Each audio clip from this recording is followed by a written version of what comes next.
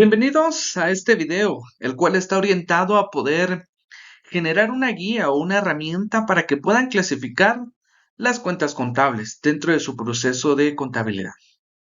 Hay que recordar que la importancia de la contabilidad es tener información para tomar decisiones estratégicas. Y hablando sobre esta rama relacionada a lo financiero, es vital que nosotros generemos una amplia y profunda gestión y análisis de estos elementos que conforman la contabilidad. Para ello, es importante que podamos partir de poder conocer y recordar a qué nos referimos con el proceso contable y cuáles son estos elementos. Aquí esta gráfica pues la comparto para que nosotros entendamos de cuál es ese ciclo que se debe de generar o gestionar para poder llevar o recabar toda la información en un proceso y por último concretar para, como les decía anteriormente, analizar la información. Este proceso contable requiere una serie de pasos que siguen desde la captación de la información, medirla, registrarla, analizarla y sobre todo poder concretar todas esas transacciones económicas para poder llegar en un proceso ordenado, obtener información relevante para la toma de decisiones. Esto a su vez iniciamos con el famoso inventario o el detalle de qué es lo que nosotros poseemos, vista desde los tres elementos básicos, activos, pasivos y patrimonio o capital. Pasamos a un proceso de jornalización o de famoso diario, regularizamos, generamos nuestros balances de saldos y por último entregamos el producto final de los estados financieros. A todo este ciclo vamos a recordar que van a existir dos tipos de cuentas, que en el momento vamos a ampliar un poquito más adelante, donde mencionamos de que hay algunas cuentas que van a tener inicio y fin en el mismo periodo y que no van a tener relación entre uno y otro, y ahí van a existir otras cuentas que son, en este caso, las que van a tener una secuencia, un saldo inicial que va a ser el saldo final entre un periodo y otro. Entonces, a poder mencionar sobre los elementos de la contabilidad, es decir, estos elementos, cuáles son las relaciones en el punto de vista de los recursos, de las obligaciones y entre otros aspectos macro que se puedan generar. Los elementos básicos que nos enseñan es que nosotros tenemos que tener en cuenta que en la contabilidad vamos a hablar ahora de activos, pasivos, capital o patrimonio, ingresos, costos y gastos. Estos dos últimos hablan a veces algunos autores que se pueden resumir como egresos en general. Yo aquí lo separo porque hago la diferenciación y nos sirve para poder entrar un poquito a detalle sobre la naturaleza y el efecto que puede tener la diferencia entre los costos y los gastos. Ahora bien, cuando hablamos sobre estos 6 elementos, rápidamente a la mente que podemos hablar sobre la famosa ecuación contable. La ecuación contable pues no es más que un sistema de igualdad que representa a la famosa partida doble, conocida también como ecuación del patrimonio. Tiene como característica principal que independientemente del número de transacciones que realicemos o de operaciones en relación a los movimientos económicos, siempre vamos a obtener ese equilibrio. ¿Y a qué equilibrio nos hace referencia? Pues no más a la primera ecuación, que es la ecuación básica, donde vamos a representar la igualdad entre los activos en relación a la suma del pasivo y el capital. Por otro lado, también vamos a ubicar o vamos a conocer la ecuación integral o ampliada, donde vamos a encontrar los 6 grupos anteriormente mencionados. Ya no solamente va a ser la igualdad entre activo dentro de la suma del pasivo más capital, sino más bien vamos a agregar a los otros 3 elementos, que es sumar los ingresos menos los costos y menos los gastos. Y así siempre mantener esa igualdad.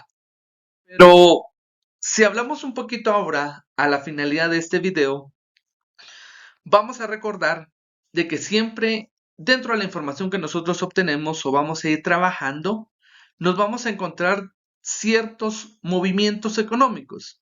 Y el primera regla o la primera fase o etapa que quiero que de aquí en adelante ustedes aprendan y memoricen va a ser la parte donde recuerden que la clasificación de las cuentas es el punto de inicio donde nosotros vamos a identificar estos movimientos, esas transacciones. Y estos a su vez los vamos a ir agrupando y también vamos a ir asociando a qué estado financiero. Por eso ustedes ven aquí que en la primera columna detallamos cuál es ese movimiento, a qué grupo pertenece, si existen los subgrupos sobre estos grupos macros y a qué estado financiero lo vamos a representar. Ahora bien, cada vez de que ustedes estén analizando una información, siempre van a encontrar en un movimiento económico, por lo general, dos o más cuentas o dos o más movimientos que están relacionados. A esto, siempre preguntémonos, ¿qué está pasando? ¿Qué representa? ¿Y qué efecto va a tener? Si cada vez de que nosotros analicemos un renglón o una descripción económica y está asociada a que son bienes y servicios que están a favor de la empresa, a estos movimientos económicos los voy a llamar activos. Puede ser de que estos activos se dividan en activos corrientes o activos no corrientes y que a su vez estos estén reflejados en el estado de situación patrimonial. Pero si la información me dice que está relacionada a deudas y obligaciones con terceros por pagar, o compromisos que se van a generar, a esto les vamos a agrupar como pasivos. Los pasivos se pueden clasificar como pasivos corrientes y pasivos no corrientes. Y estos a su vez también van a estar representados en el estado de situación patrimonial. Si la información que se me revela está relacionada a valores totales de una empresa, es decir, a la inversión que se ha realizado, muchos a veces lo generan como la diferencia entre activos y pasivos, lo voy a conocer o lo voy a clasificar como un patrimonio o capital. Estos van a estar representados en el estado financiero de situación patrimonial, anteriormente conocido como balance general. Pero si esta información hace referencia o alusión sobre que son recursos que se obtienen por transacciones que se brindan por un servicio o entregar algún bien, estos recursos que se están captando los vamos a clasificar como ingresos. Y van a existir ingresos ordinarios como también se pueden clasificar como ingresos extraordinarios. Y estos los voy a reflejar en el estado de resultados o en el estado de ingresos y egresos. Por otro lado, si hablamos de salidas de dinero, en concreto, es la inversión de dinero en la producción de un bien. Aquí hacemos la diferencia de los costos, es ese pago, ese egreso que se genera. Los costos se pueden clasificar como costos directos o costos indirectos, reflejados en el estado. En este caso hago la referencia que lo estoy clasificando como estado de resultados, pero también puede reflejarse en un estado un poquito más amplio como estado de costo de producción. Aquí hago la corrección. Y por último, si es un egreso, una característica que es la compra de un producto, un bien o un servicio que no se va a recuperar, es decir, no representa una inversión como tal, sino es un gasto complementario como el pago de publicidad, estos van a estar clasificados como gastos. Y estos gastos pueden ser como gastos administrativos, gastos de ventas o gastos financieros, reflejadas en el estado de resultados. La segunda etapa, y esto, como les digo, si ustedes se memorizan esta parte en concreto de la clasificación, este segundo elemento ya les es más fácil poder permitir el poder identificar. Si ustedes dicen, bueno, los ingresos, los bienes y servicios que tiene la empresa están clasificados como activos, estas van a representarse como una cuenta denominada cuentas reales. ¿Qué característica tienen las cuentas reales? La cuenta real o las cuentas reales, la característica fundamental es de que van a tener un saldo de inicio y un saldo final, pero van a tener secuencia entre un periodo y otro. Es decir, si el saldo final del año 2022 de caja era de 5,000, para enero 2023, inicio de operaciones del otro periodo contable, será el mismo valor del año anterior. Y entonces esta secuencia van a tener o caracteriza que es una cuenta real. Todos los activos siempre van a tener un saldo de origen deudor. Es decir, si se recuerdan en la famosa T gráfica, cuando ustedes visualizaban o han visto, tiene dos columnas, la columna del debe y la columna del haber.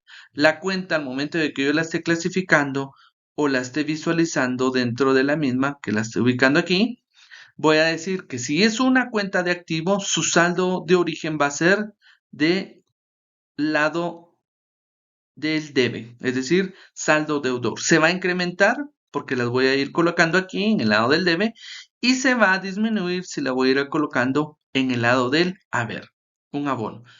¿Qué pasa con las cuentas pasivos y patrimonio de capital? También son cuentas reales, solo que en este caso sus valores son de origen, en este caso, de origen acreedor. ¿Qué representa eso? Que ahora su ubicación o su saldo inicial va a estar en el lado del haber.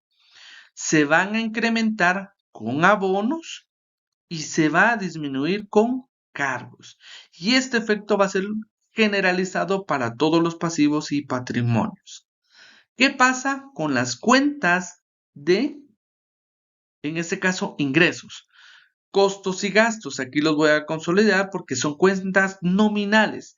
¿Y qué representa una cuenta nominal? Una cuenta nominal, como les decía, van a ser aquellos valores o movimientos que van a tener únicamente relevancia en el periodo que se están ejecutando. ¿Qué quiero decir? Que en este caso, el valor representado dentro de las mismas, si se generó el movimiento en enero 2022, esta saldo no va a afectar enero de la misma cuenta 2023, porque lo que pasó en ese mismo periodo, en ese mismo va a quedar representado y cerrada la cuenta. Tiene un origen y un fin en ese mismo periodo. Ahora bien, los ingresos, como es característica, van a tener que son de saldo de origen acreedor, es decir, van a iniciar en la columna del haber, se van a incrementar con abonos y se van a disminuir con cargos. En ese caso podría ser una devolución. Pero, si bien recordamos, los costos y gastos son de origen deudor, van a iniciar en el lado del debe y se van a incrementar con cargos y se van a disminuir con abonos. La diferencia entre cargos y abono al finalizar va a representar un residuo o un remanente donde se va a ubicar el saldo según su origen. Y esto nos permite el poder identificar y saber cuál va a ser el saldo final. Espero que en esta segunda parte o este segundo grupo les pueda ayudar a entender de que lo vital es identificar cuál es el movimiento y a qué grupo va a estar asociado. Si ustedes ya tienen y asocian bien esto, cada vez de que vean un ejemplo de que se pagó material para producción y se pagó con efectivo, entonces recordemos que en ese ejemplo ¿qué movimientos se están relacionando? Por un lado, la adquisición de materiales, ¿sí? Que en este caso sería costos. Y por otro lado, la forma que pagué, que en este caso pagué con recursos, que en este caso fueron con caja, activos. Y entonces ahí puedo decir que dentro de mi ejemplo estoy incrementando, ¿sí?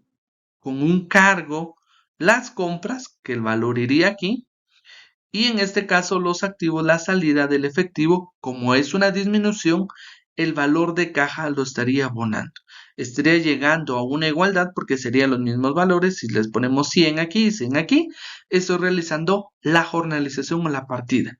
Y entonces, si ustedes se dan cuenta, tengo ya con esta guía la fácil apreciación del efecto y cómo ir relacionando los movimientos en cada una de la jornalización. Y como les decía, cuando ustedes identifican a qué grupo pertenecen y de verdad se aprenden estas pequeñas reglas básicas, van a entender a profundidad cuáles son esos movimientos y la relación al momento de determinar su ubicación, si es un cargo o si es un abono en las cuentas. Espero que en verdad puedan aprenderse esto y les pueda permitir poder tener una apreciación, como les decía, más amplia en relación a la información contable que tenemos. Y para ir finalizando, recuerden todo el proceso que ustedes llevan de la jornalización o de la clasificación, cuando ya lo tenemos en el balance de saldos, les va a permitir llegar a poder representar en estos primeros dos estados, estado de situación financiera y el estado de resultados. Esto porque es importante entender que esta guía es principalmente para poder clasificar las cuentas y representarlas en estos dos estados financieros. Y esto les puede ayudar y permitir poder tener mejores resultados al momento de que gestionan todo el ciclo contable y representar la información de una forma precisa. Espero que les ayude y estamos siempre a la orden. Saludos.